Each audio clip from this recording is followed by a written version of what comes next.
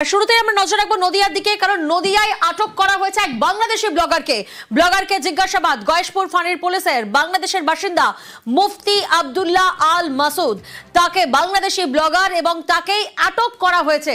রঞ্জিত প্রতিনিধি আমাদের সঙ্গে রয়েছেন। রঞ্জিত, এই ব্লগার কবে ভারতে আসে এবং ঠিক কোন কোন জায়গায় কাজ করতো এই ব্লগার? দেখো, এই মুফতি আব্দুল্লাহ আল মাসুদ তিনি বাংলাদেশি ব্লগার এবং তিনি 2018 সালে তিনি বাংলাদেশ থেকে ভারতে আসেন এবং রাজ্যের বিভিন্ন জায়গায় তিনি থাকছিলেন এবং গত কয়েক মাস ধরে তিনি কল্যাণী থানার গয়েশপুরের 13 নম্বর ওয়ার্ডে তিনি সেখানে থাকছিলেন এবং দুদিন ধরেই তাকে দফায় দফায় তাকে জিজ্ঞাসাবাদ করছেন গয়েশপুর বা কল্যাণী থানার গয়েশপুর ফাঁড়ির পুলিশ। তবে কি কারণে তার বিরুদ্ধে কি অভিযোগ একদম স্পষ্ট নয়। তবে একটি স্থানীয়দের দাবি করা হচ্ছে যে এখানে তিনি থাকলেও সেভাবে তিনি কারোর সাথে মিশতেন না। তবে কয়েক মাস ধরে এখানে ভাড়া থাকছিলেন। যেই বাড়িতে ভাড়া থাকছিলেন তিনি স্কুল শিক্ষক, তিনি কিন্তু কোনো কথা বলতে চাননি, তার পরিবারের কোনো কথা বলতে চাইনি। দফায় দফায় তাকে জিজ্ঞাসাবাদ করা হচ্ছে। একেবারে রঞ্জিত, তুমি আমাদের সঙ্গে থাকো। যার বাড়িতে এই মাসুদ ভাড়া নিয়েছিলেন, অর্থাৎ বাংলাদেশের বাসিন্দা মুফতি আব্দুল্লাহ আল মাসুদ ভারতে এসে যার বাড়ি ভাড়ায় ছিলেন, তার কি বক্তব্য? তিনি কি বলছেন? তিনি কি চিনতেন না চিনতেন না? বিভিন্ন প্রশ্ন সামনে আসছে, শোনাবো আপনাদের। মাসুদকে কি করেছিলেন? মাসুদকে কি করেছিলেন আপনি? মাসুদকে কি করেছিলেন? মাসুদকে কবে থেকে চেনেন? কি করেছিলেন? কবে থেকে চেনেন? চলে যাচ্ছে। এইভাবে যাচ্ছেন কেন? বসে নয় বসে যাই। আপনাদের বাড়ি ভাড়া কবে দিলেন? গসপে কবে দিয়েছিলেন বাড়ি ভাড়া? মাসুদকে কবে দিয়েছিলেন? আল মাসুদ তিনি বাংলাদেশ থেকে পালিয়ে এখানে এসেছেন। বলতে বলবেন না। আপনার স্বামী পালিয়ে গেল কেন? হেলমেট পাতে দিয়ে পারবো না। আপনার সাথে হেলমেট মাসুদ পালিয়ে গেল কেন? ক্ষমা করবেন আমাকে। কবে থেকে চেনেন? মাসুদকে চিনেন কি করে? মাসুদকে কি করে চিনলেন? আচ্ছা, আপনারা যে ভিডিওটা একটু দেখালেন এটা আমাদের ইন্ডিয়ান নিউজের ভিডিও, যে ভিডিওতে মুফতি আব্দুল আল মাসুদকে গ্রেপ্তার করা হয়েছে নদিয়ার গয়েশপুর থেকে। তো এই ভিডিওটা আশা করি সবাই মোটামুটি দেখে নিয়েছেন।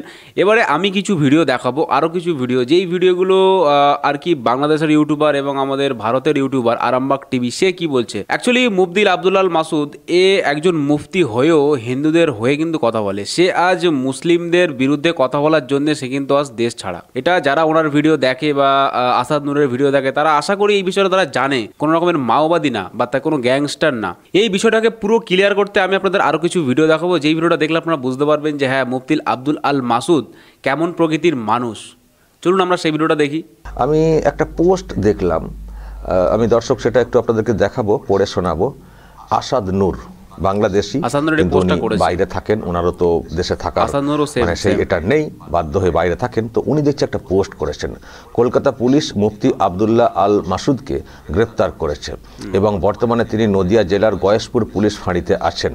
পশ্চিমবঙ্গের নদিয়া জেলার কাটাগঞ্জ এলাকার কিছু ধর্মান্ধ হিন্দু মুফতি মাসুদকে ইসলামী সন্ত্রাসবাদী মনে করে সংঘবদ্ধভাবে পুলিশকে জানায়। তার ভিসার মেয়াদ শেষ হয়ে যাওয়ায় পুলিশ তাকে অবৈধ অভিবাসী হিসেবে গ্রেপ্তারের সিদ্ধান্ত নিয়েছে। ভারত সরকার যেটা বলছিলাম, বাহারের মতো হিন্দু নির্যাতনকারী মাফিয়াকে বা এরশাদ মাহমুদের মতো বৌদ্ধ নির্যাতনকারীকে জামাই আদরে বসবাসের বৈধতা দিলেও মুফতি মাসুদ বা আমাকে জেল খাটতেই হবে, কারণ তাদের চোখে আমরা অবৈধ। ধন্যবাদ ভারত সরকার ও জনগণকে। সার্বিক পরিস্থিতি বিবেচনা করে পরবর্তীকালে আরও কিছু তথ্য আপনাদেরকে জানানো হবে বলে, এটা দুদিন আগের পোস্ট বলে আমি দেখছি। একটা ছবিও দেওয়া হয়েছে দর্শক, কে এই মুফতি মাসুদ, এই হচ্ছে ছবি। পোশাক আশাক বা চালচলন হয়তো মানে মুফতির মতোই, কিন্তু উনি মুক্ত মনা। আবারও বলছি, ওনাকে বলে থাকেন উনি এখন নাস্তিক হয়ে গেছেন, সেটা ওনাকে বলে থাকেন। তো ফলে এখন ওই ব্যক্তি ভারতে এসে ভারতকে, যেটাকে আরও অনেক বেশি মুক্ত মনা বলা হয়ে থাকে, ভারতের কালচার, ভারতের সংস্কৃতি, তো সেখানে এসে মানুষটি গ্রেপ্তার হয়ে যাবেন। তিনি ওখানে ইসলাম ধর্মের সম্পর্কে কথা বলতে গিয়ে দেশ ছাড়া হয়েছেন, কার্যত দেশে টিকতে পারছেন না, দেশে গেলে মেরে ফেলবে। তো উনি একটা এসছেন ভারতে, ভিসা নিয়ে এসছেন, বৈধভাবে এসছেন, একটি জায়গায় ভাড়া নিয়ে থাকতেন। তো সেখানে কেন তাকে গ্রেপ্তার করা হলো, এই নিয়ে আমি দেখছি অনেকে প্রশ্ন তুলছেন, আপনাদের মধ্যে অনেকে দেখছি তুলছেন। তো আসাদ নূর তিনিও দেখছি এই পোস্ট করেছেন। আমি দর্শক সরাসরি একটু কথা বলবো আসাদ নূরের সঙ্গে, আমি তার সঙ্গে একটু অনলাইনে যোগাযোগ করার চেষ্টা করছি, আমার সঙ্গে যেহেতু যোগাযোগ আছে। ওয়েট দর্শক, হ্যাঁ পেয়েছি আসাদ নূরকে, অনলাইনে পেয়েছি। আসাদ নূর, আরামবাগ টিভিতে আরো একবার আপনাকে স্বাগত জানাই। আমি দেখছি আপনি দুদিন আগে একটা পোস্ট করেছেন, আমি সেটা তো পড়ে শোনালাম। তো আমি আরেকটু বিস্তারিত জানতে চাই, কারণ আমারও খুব একটা ধারণা নেই কে এই মুফতি মাসুদ। আপনি একটু বলুন তো, দুদিন আগে যে পোস্ট করেছেন আপনার কাছে কি খবর আছে বা এখন আপডেট কি আছে একটু বলুন তো। মুফতি মাসুদ ভারতে এসছেন 2017 সালে বাংলাদেশ থেকে। তিনি বিতাড়িত, নিজের জীবন বাঁচাতেই এসেছিলেন। এর কারণ হচ্ছে ইসলামের যেগুলো ফ্যানাটিক বিষয়গুলো আছে তাদের সমালোচনা করতে গিয়ে তিনি তোপের মুখে পড়েন এবং তিনি বৈধভাবে ভারতে প্রবেশ করেন এবং দীর্ঘদিন তিনি ভারতে অবস্থান করেছেন। ভারত সরকার তার ভিসার মেয়াদ প্রতি বছর বাড়িয়ে দিত। গত 2 বছর ধরে একটু জটিলতার সৃষ্টি হয় যখন বাংলাদেশের পাসপোর্টের মেয়াদ শেষ হয়ে যায়। তিনি পাসপোর্ট রিনিউ করেন এবং পরবর্তীতে আবার নতুন পাসপোর্টে তার ভিসা রিনিউর জন্য ভারত সরকারের কাছে অনুরোধ করেন। সেই অনুরোধ একবার প্রত্যাখ্যিত হয়। পরবর্তীতে তিনি আবার প্রিপারেশন নিচ্ছিলেন কিছুদিন আগে যে তিনি আবার অ্যাপ্লাই করবেন আরও কিছু রেলেভেন্ট ডকুমেন্টস দিয়ে। তো এর মধ্যেই তিনি নদিয়ার কল্যাণীর গয়েশপুরের, আপনারা জানবেন, একটু প্রত্যন্ত অঞ্চল গ্রাম, একটি হিন্দু অধ্যুষিত গ্রাম দেখে তিনি সেখানে একটি বাসা ভাড়া নেন, যেন তিনি হিন্দুদের মধ্যে আশেপাশে হিন্দু থাকলে তিনি তাদের নিরাপদ মনে করেন। কিন্তু যে সকল হিন্দুদের তিনি নিরাপদ মনে করেছিলেন তারা আসলে মাসুদ ভাইকে নিরাপদ মনে করেননি। সেই হিন্দুরা মনে করেছেন তিনি একজন ইসলামিক কোনো সন্ত্রাসী হবেন, জঙ্গি ফঙ্গি জিহাদি। এখানে বসে ঘরের মধ্যে বসে আরবি পড়েন আর তার হাঁটাচলা দেখলে মনে হয় যে একজন মুসলমান। তো অজ্ঞতা থেকে হোক বা কোনো এক বর্ণ বৈষম্যের কারণে হোক বা মুসলমানদের প্রতি ঘৃণার কারণে হোক, যে কোনো কারণে তারা ভেবেছে গ্রামবাসী যে এই লোককে এখানে থাকতে দেবে না। তারা কি করেছে, তার বাড়িতে, যে বাড়িতে তিনি ভাড়া থাকতেন, ইট পাটকেল মারতো প্রতিদিন রাতে, গভীর রাতে সে দরজা ধাক্কা দিয়ে চলে যেত। তো তিনি এই ঘটনায় অতিষ্ঠ হয়ে তাঁর যিনি ল্যান্ডলর্ড তাকে নিয়ে থানায় তার সাথে পরামর্শ করেন যে কি করার আছে। তিনি পাল্টা ওই যারা ঢিল মারছিল তাদের ধরে ঢিল মারা বা থাপ্পড় দেওয়া বা হুমকি দেওয়া এটা করেননি। তিনি আইনের আশ্রয় নিয়েছিলেন, পুলিশের কাছে গেছেন। তো পুলিশ তার এই বক্তব্য শুনে প্রথমে তার লিগ্যাল স্ট্যাটাস জানতে চায় বাংলাদেশি শুনে। তারপর তিনি বলেছেন যে আমার ভিসা পেন্ডিং আছে, এই যে গয়েশপুরের কথা বলছি। তো পেন্ডিং থাকায় তাকে পুলিশ আটক করে আর কি। অফিসিয়ালি কোনো মামলা তার বিরুদ্ধে এখন পর্যন্ত হয়নি। 4 দিন ধরে তিনি পুলিশের জিম্মায় আছেন এবং এখন ভারত সরকার হয়তো তাকে ভিসা এক্সটেন্ড করে দেবে অথবা তাকে ডিপোর্ট করে দেবে বা বলে দেবে যে তুমি এতদিনের ভেতর অন্য কোনো দেশে চলে যাও। এখন পর্যন্ত তিনি পুলিশের নিরাপদে আছেন আজকের দিন পর্যন্ত, অর্থাৎ 31 অক্টোবর পর্যন্ত। আমি জানি না সর্বশেষ কি হবে, তবে শারীরিকভাবে তিনি ঠিক আছেন। এতদিন তিনি পুলিশ কাস্টাডিতেই ছিলেন, গয়েশপুর পুলিশ ফাঁড়িতেই ছিলেন। এই হচ্ছে আপডেট। তারপরে আপনি বলছেন যে যারা মাসুদ সম্পর্কে প্রশ্ন তুলেছেন তারা মাসুদকে হয়তো চিনতে পারেননি বা মাসুদ অ্যাকচুয়ালি কোন কালচারে এখন আছেন সেটা তারা অনেকে জানতে পারেননি বা জানার চেষ্টাও করেননি। কিছু একটা দেখেছেন পোশাক আশাক বা আচার আচরণ, মানে এ দেখেই ওনারা মানে ক্ষোভ বিক্ষোভ দেখাতে শুরু করেছেন বা তাড়ানোর একটা প্রক্রিয়া শুরু করেছেন। কিন্তু মাসুদ অ্যাকচুয়ালি ওই টাইপের না যে টাইপের ভাবছেন হিন্দুদেরই একটা অংশ, এবং উনি হিন্দু এলাকাতেই আছেন এবং তার মানে ল্যান্ডলর্ড তিনিও হিন্দু নিশ্চয়ই। ভারতের নাম্বার 1 টায়ার প্রস্তুতকারক একটি বিশেষ ট্রাক্টর টায়ার তৈরি করেছে কৃষি হাইলাক। ধান ক্ষেতের জল এলাকাতেই আছেন এবং তার মানে ল্যান্ডলর্ড তিনিও হিন্দু নিশ্চয়ই। একদম। তো মাসুদ সম্পর্কে আপনি একটু বলুন না, মানে আমিও খুব একটা জানি না মুফতি মাসুদ অ্যাকচুয়ালি কি করেন। তিনি পৃথিবীর, আমার জানা মতে পৃথিবীর যত বাংলা ভাষী আছেন বা ভারতবর্ষের মধ্যে এক প্রথম ব্যক্তি যিনি ইসলাম ত্যাগ করেছেন ঘোষণা দিয়ে। তিনি পেশায় একজন হাফেজ, মাওলানা, মুফতি। তার 3টি টাইটেল। মুফতি হচ্ছে ইসলামের আইন প্রণেতা, ল মেকার। তো তিনি এই পদে থেকে বাংলাদেশে তার সমকক্ষ যারা শিক্ষা, মানে ইসলামিক ডিগ্রির মধ্যে অন্যতম শীর্ষ ডিগ্রি ধরা হয় মুফতিকে। আমরা যেরকম জাজদের বলি, যিনি একজন ধরুন একজন বিচারপতিকে যে মর্যাদা দেয়, ইসলামে তার মর্যাদা একই।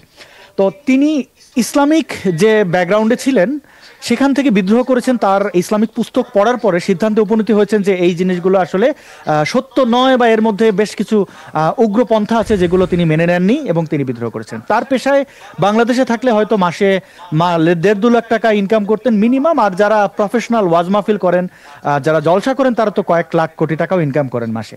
তো তিনি তার সেই পেশাকে বিসর্জন দিয়েছেন শুধুমাত্র তার চিন্তা অনুযায়ী সত্য বলার জন্য।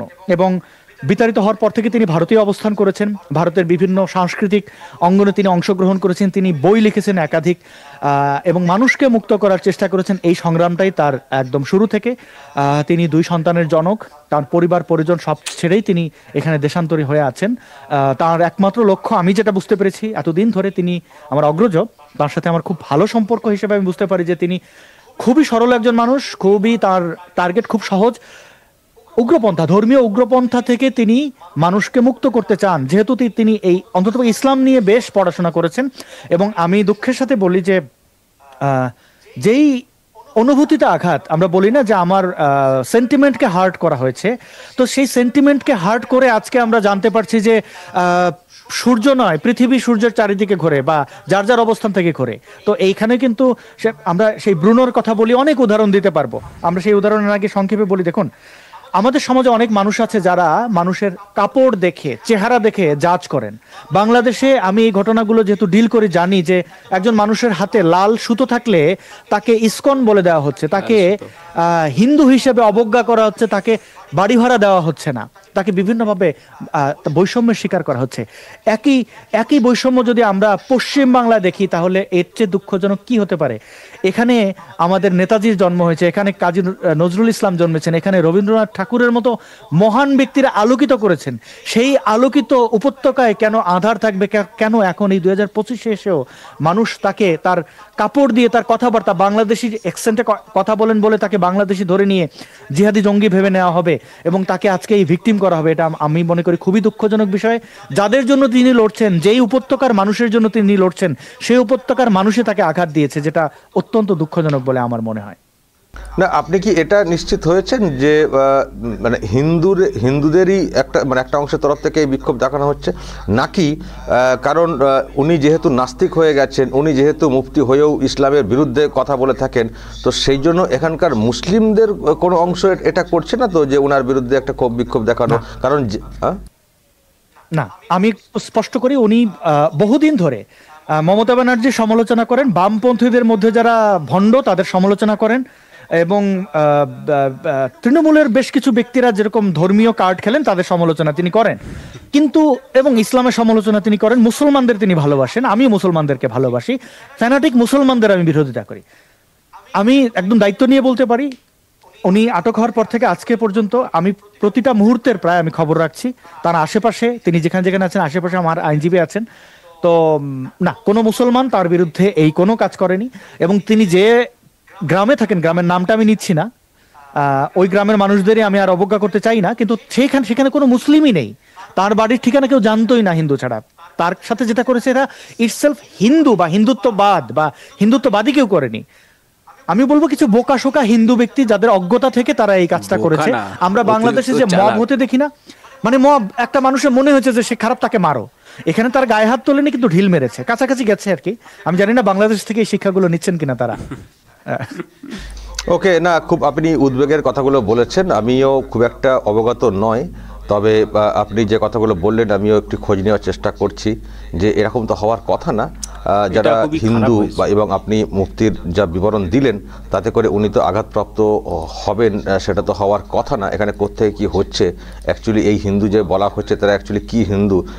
এখানেও কিন্তু জালি হিন্দু আছে, কারণ আপনি যে কথাটা বললেন না, মমতা ব্যানার্জির সমালোচনা করা ইত্যাদি ব্যাপার, তো এখানে অনেক জালি হিন্দু আছেন, তারা বলেন হিন্দু কিন্তু অ্যাকচুয়ালি তারা মানে অন্য টাইপের আর কি হয়ে গেছেন। ফলে কি হিন্দু সেটা দেখতে হবে। যাই হোক, তবে ঘটনাটা খুব উদ্বেগের, কারণ উনি যেহেতু একটা সমস্যার মধ্যে পড়েছেন আপনাদের দেশে, সুতরাং উনি একটা আশ্রয় চেয়েছেন, কারণ উনি ওনার যে মুক্ত মন যেভাবে উনি বলতে চান সেটা একটা বার্তা দেওয়ার চেষ্টা করেন। তো সেই বার্তা দিতে গিয়ে যদি উনি এখানেও শিকার হন, যেটা আপনি বলছেন যে বাংলাতে বা ভারতে মানে এটা আপনারা আশা করেন না, তো আমরাও কখনো ভাবি না যে এইরকম মুক্তমনা কেউ, কারণ এখানে তসলিমা নাসরিনও জায়গা পেয়েছে ভারতবর্ষে, কিন্তু পশ্চিমবঙ্গে একটা সমস্যা আছে, এই একটা অদ্ভুত কালচার এখানে, আমাদের বলতে দ্বিধা নেই, সব কথা আপনাকে বলতেও পারবো না যেহেতু আপনি অন্য দেশের, কিন্তু আমরা এখানে ফিল করি যে আমাদের দেশের মধ্যেও একটা অন্য আইন যেন কোথাও চলে এই পশ্চিমবঙ্গে, বা চালানোর চেষ্টা হয় কোনো একটা অংশকে মানে মদত দিতে গিয়ে বা তাদেরকে সন্তুষ্ট করতে গিয়ে। তো যাই হোক, আমি একটু খোঁজ খবর নেওয়ার চেষ্টা করবো। আসাদ নূর, আচ্ছা, আপনারা তো ভিডিওটা দেখলেন, যেখানে আরামবাগ টিভি আর কি আসাদ নূরের সঙ্গে ভিডিও কলে কথাবার্তা বললো। আমারও মনে হয় মুফতি আব্দুল আল মাসুদকে ছেড়ে দেওয়া উচিত, এবং তার যে বিষয়টা অ্যাকচুয়ালি দেখুন, যে মানুষের একটা কাজকর্ম থাকে, তার যে কাজকর্ম, তার যে ক্ষেত্রটা, মানে তিনি যেটা নিয়ে চর্চা করেন তার ব্যাপারটাই সম্পূর্ণ আলাদা। আর অ্যাকচুয়ালি তিনি একজন মুসলিম হয়ে সে এখন নাস্তিক হয়ে গেছে।